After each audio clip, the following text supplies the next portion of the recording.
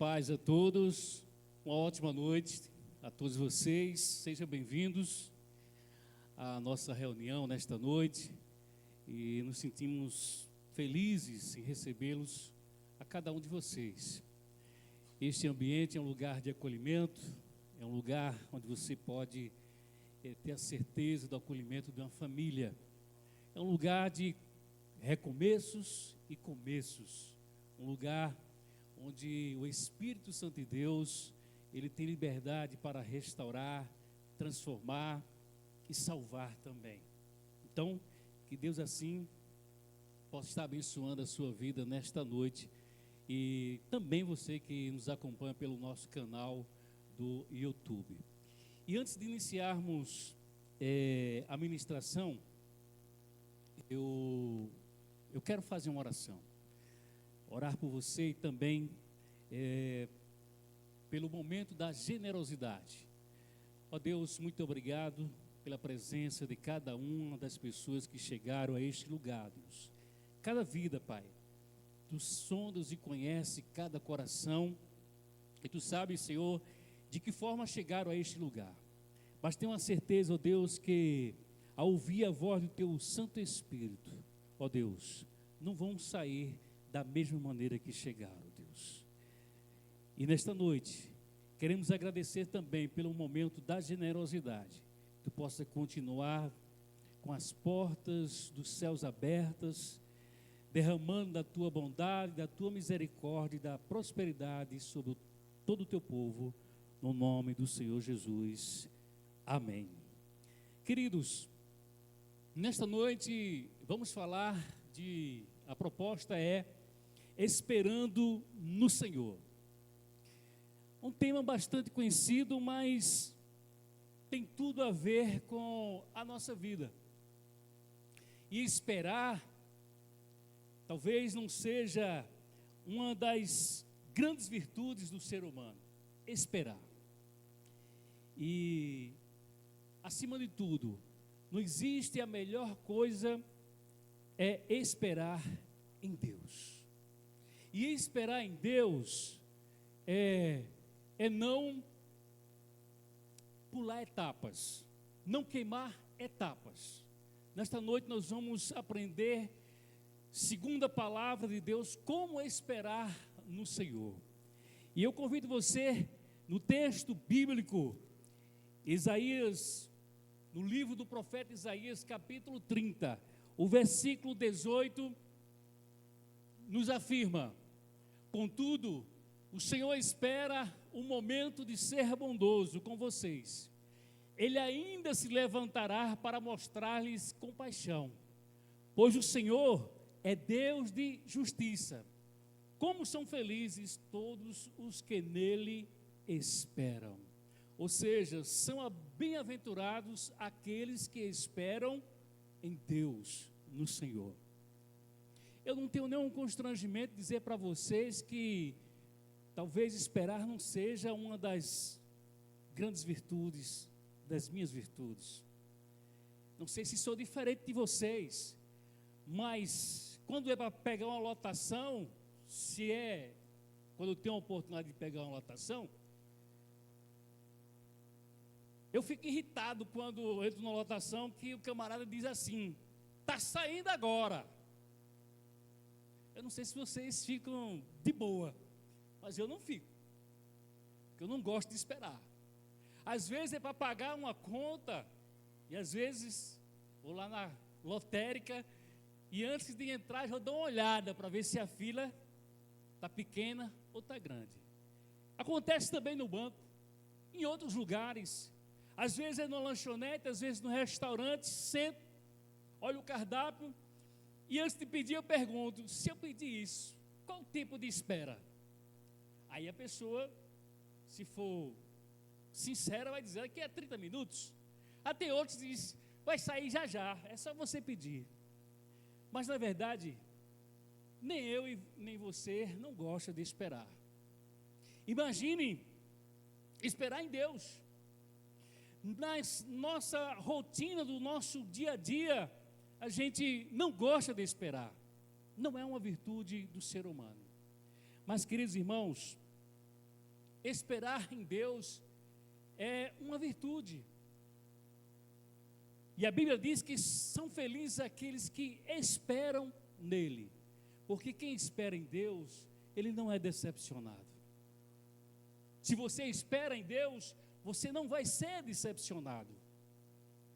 E olha o que diz o pastor Júnior, e ele diz assim: o nível da sua confiança em Deus definirá o tamanho das suas conquistas. Olha o nível. Aí eu pergunto para você: você tem esperado em Deus? Você tem esperado em Deus? Eu espero que sim. E esperar em Deus é, na verdade, uma convicção ativa. É mais do que uma convicção. Às vezes as pessoas têm fé, convicção, mas acham que esperar em Deus é entregar nas mãos dele aquela situação, deitar numa rede, deitar talvez numa rede lá na chácara, ou na praia, ou no rio, e deixar por conta de Deus. Queridos, as coisas não caem do céu como se imagina. É preciso também que façamos a nossa parte, e Deus vai fazer a dele. Não é verdade? Então, é importante confiarmos no Senhor, porque Deus está mais preocupado em fazer você se parecer com Cristo do que com o seu conforto. E quando a gente fala esperar em Deus, a gente já coloca um nome dessa espera. Eu estou passando por um deserto. Eu estou passando uma luta. Claro, antes da conquista, antes de a promessa se cumprir, tem um tempo de espera. E o tempo de espera é um aprendizado. E muito mais do que um aprendizado. Sabe o que é? É que Deus está forjando o meu e o seu caráter. É aquele momento onde a gente vai se revelar. Aquilo que está dentro do nosso coração vai se revelar diante das pessoas e diante de Deus.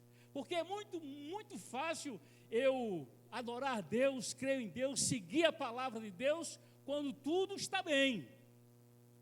Mas quando muitas coisas estão saindo do meu controle, saindo do controle, e aí vem o desespero, e aí?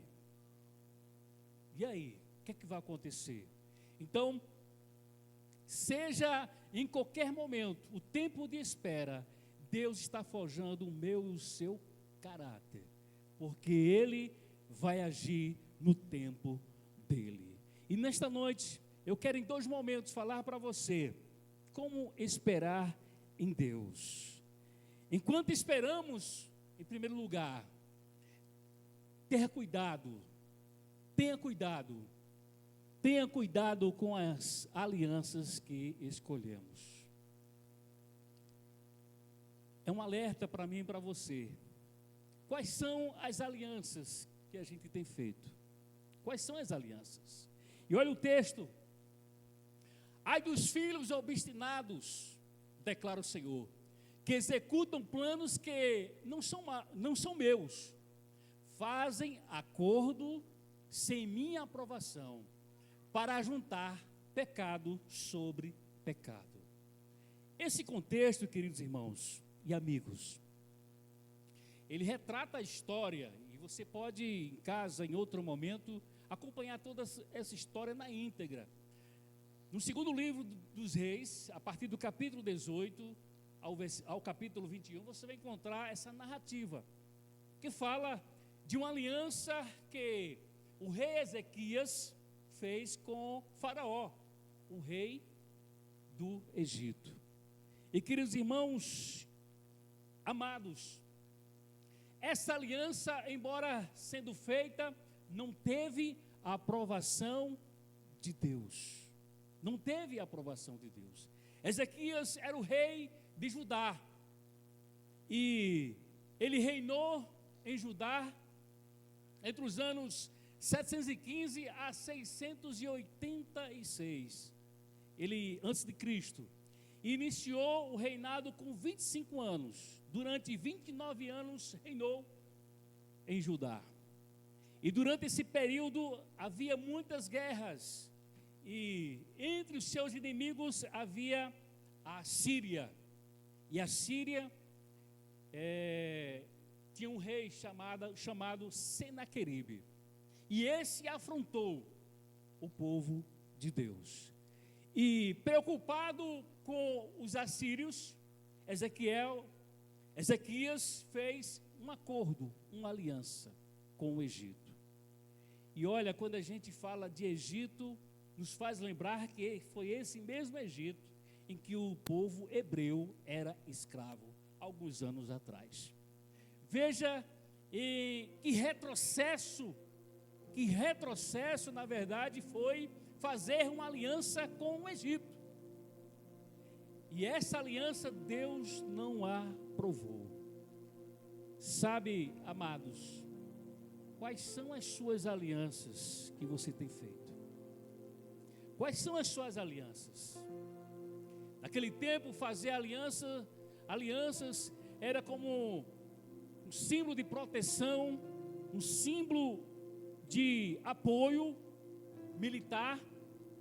E na verdade, o povo de Deus estava em crise, não uma crise geopolítica, não apenas uma crise geopolítica, mas também uma crise espiritual, por se afastar da direção de Deus. E por se afastar da direção de Deus, fizeram aliança com inimigos. E aí vinha as alianças com casamentos, vinha alianças em troca de riquezas, ouro, entre outras. Mas o Espírito Santo de Deus nos chama a atenção nesta noite. Olha o que diz a pastora Késia Fernandes. Ela diz assim: as alianças que você faz determina aonde você vai estar no futuro. As alianças que fazemos hoje vai determinar o que seremos, o que vai estar no futuro. O Espírito Santo de Deus nos chama a atenção a uma reflexão: quais são as nossas alianças que temos feitos no dia a dia? Que tipo de aliança? Com quem você tem feito as suas alianças? Mas o Espírito Santo de Deus nos diz hoje: rompa hoje mesmo a sua aliança. Rompa hoje mesmo. É tempo de romper as suas alianças. Alianças que trazem prejuízos, consequências. E quais são essas alianças, pregador? Com o passado. Com o passado. Não que só contra o passado, mas o passado, ele não pode se tornar uma vergonha, mas um testemunho para a sua vida. Mas não podemos retroceder. E o que aconteceu foi que Judá e Israel voltou ao passado, fazendo aliança com o Egito, que mesmo sendo um império, tendo seu exército forte, mas nada fez em favor de Judá. E nada fez em favor de Jerusalém. É tanto que Senaqueribe entrou em Judá, destruindo várias cidades de Judá e cercando Jerusalém. Então, rompa hoje mesmo com o passado e com o pecado. E com o pecado. Talvez você diz: mas eu não ando fazendo coisas erradas. Mas muitas vezes decisões precipitadas, decisões que muitas vezes estamos atropelando a vontade de Deus para as nossas vidas. E essas vontades, as nossas vontades, têm atropelado o processo de conquista na sua vida. Muitas vezes as coisas não têm dado certo, é porque falta, muitas vezes, arrependimento. Arrependimento. E o Senhor Jesus, a sua palavra, nos chama a atenção que é tempo de se arrepender. Nos arrepender dos nossos pecados. Para termos uma vida plena de paz para as nossas vidas. Uma paz que o mundo não pode dar. Talvez ofereça paz, mas não é a verdadeira paz. Romper com o passado, romper com o pecado, romper com o mundo e o seu sistema. Hoje, para ser cristão, considerado evangélico, qualquer um pode ser. Mas para dar testemunho de luz e sal da terra, são poucos. Mas o Senhor quer de nós posicionamento. Posicionamento. Porque Ele não aceita uma adoração dividida. E a Bíblia diz que nós não podemos servir a dois senhores. Não podemos servir a dois senhores. Porque um haveremos de amar e o outro aborrecer. E o mundo com seu sistema. Hoje, ser honesto é novidade. É considerado, na verdade, quadrado, redondo, é coisa do passado. Mas eu prefiro ser quadrado, redondo, como queira, e ir para o céu, do que ser, talvez, o que muitos chamam atualizado, e ir para o inferno. Porque tudo hoje é relativo. É relativo. Se a minha consciência não doer, está bom demais. Mas de tanto se fazer aquilo, termina a mente ficando cauterizada. E o pecado, ele nos cega. O pecado, ele escraviza. Escraviza. É tanto que quando você quer saber se você está sendo escravo ou não, tente sair dessa prática para ver se você consegue. Porque você está sendo escravo dessa prática do pecado. Mas eu não quero te constranger de forma alguma. Eu quero dizer que o Espírito Santo de Deus está aqui, neste lugar. Não quer nenhum julgamento para você, mas dizer que Ele é a única aliança verdadeira. É uma aliança conquistada por Cristo Jesus na cruz do Calvário. Jesus é a nova aliança derramada na cruz do Calvário, um sangue precioso. Um sangue precioso, um sangue que tem poder para purificar, para perdoar pecados, um sangue que foi derramado por mim e por você. E olha que nós não merecíamos essa graça de Deus. Olha o que diz a segunda carta aos Coríntios, capítulo 5, versículo 17. Logo, todo aquele que está em Cristo se tornou nova criação. A velha vida acabou e uma nova vida teve início. Só em Jesus, a nova aliança, que você vai encontrar uma nova vida, uma nova aliança. Em segundo lugar, quer esperar em Deus? Enquanto você espera, sempre consulte o Senhor. Veja o que diz o texto: que desce ao Egito sem consultar-me, para buscar proteção no poder do faraó e refúgio na sombra do Egito. Essa consulta, na verdade, não teve aprovação de Deus. Não teve aprovação de Deus. Ezequias preferiu confiar na força do exército de Faraó. Mas eles nem quiseram nem saber. Deixaram o povo de Israel, o povo de Judá, sobrando. Deixaram à toa. E por conta disso, Deus permitiu que Senaqueribe e seu exército invadisse Judá e cercasse Jerusalém. Ezequiel preferiu a sombra, a proteção do Egito. Mas nesta noite, não queira a proteção de ninguém a não ser de Deus. E diz a palavra de Deus: o único refúgio e fortaleza seja na sombra do Onipotente. E diz a palavra: aquele que habita no esconderijo do Altíssimo, a sombra do Onipotente, você vai descansar. Não adianta consultar homens, não adianta consultar outra pessoa a não ser Deus. As decisões, olha o que diz de Castilho: que compromisso teria Deus comigo em relação às escolhas que eu faço sem antes consultá-lo? Deus só tem compromisso com aquele que tem compromisso com Deus. Deus só tem compromisso comigo se eu tiver compromisso com Ele. Isso é relacionamento. Isso é relacionamento. Você que fez uma aliança, um casamento, você sabe muito bem.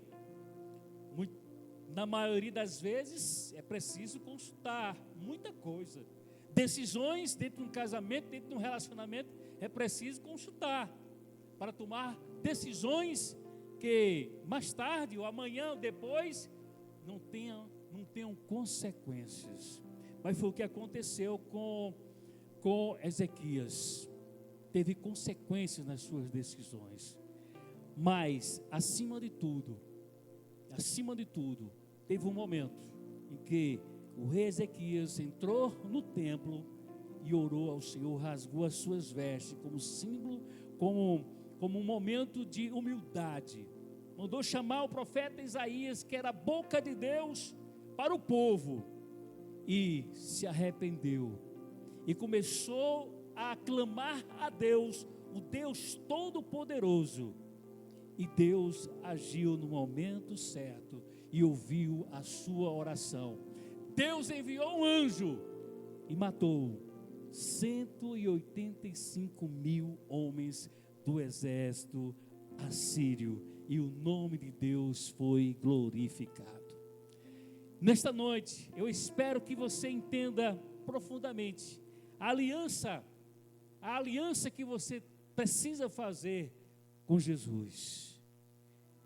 Não espere pelos homens, não espere por outra coisa qualquer.